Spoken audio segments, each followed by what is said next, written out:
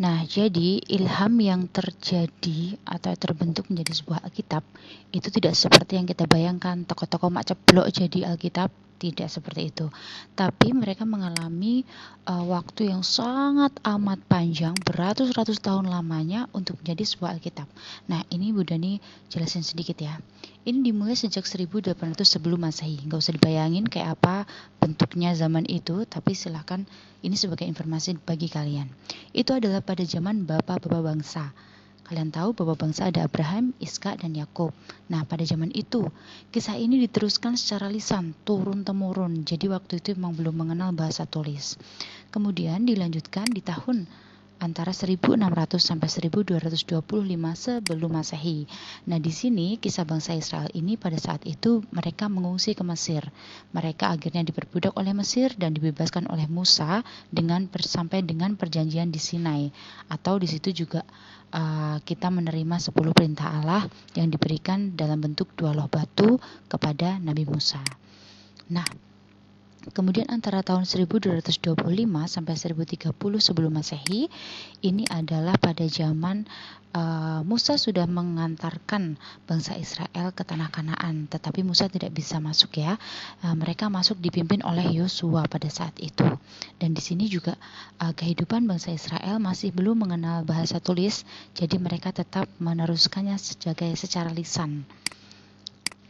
Kemudian tahun 1030 sampai 930 sebelum Masehi, ini adalah periode raja-raja. Di sini kita mulai mengenal Raja Saul, kemudian yang digantikan oleh Daud, dan dilanjutkan oleh Salomo yang dikenal sebagai raja yang penuh kebijaksanaan.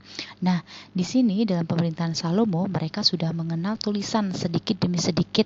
Dituliskanlah bagian-bagian kitab suci Perjanjian Lama, dari Kejadian sampai dengan Mazmur dan hukum-hukum.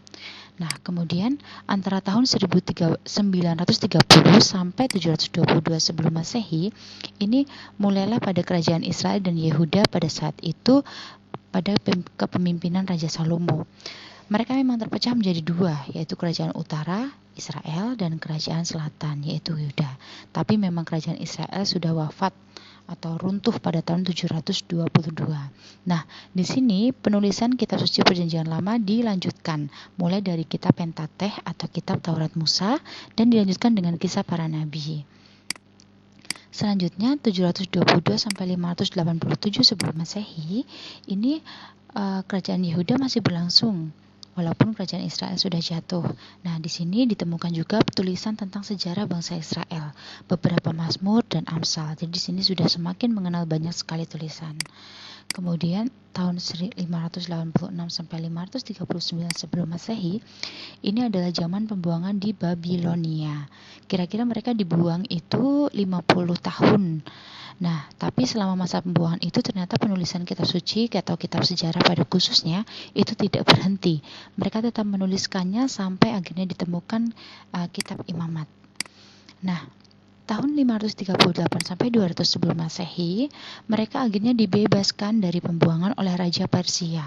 Nah, saat itu kelima kitab Taurat Musa atau 5 kitab Pentateh itu sudah selesai ditulis. Di sana juga ada kitab para nabi dan kitab sejarah Yosua, Hakim-Hakim, 1-2 Samuel dan raja-raja yang sudah selesai.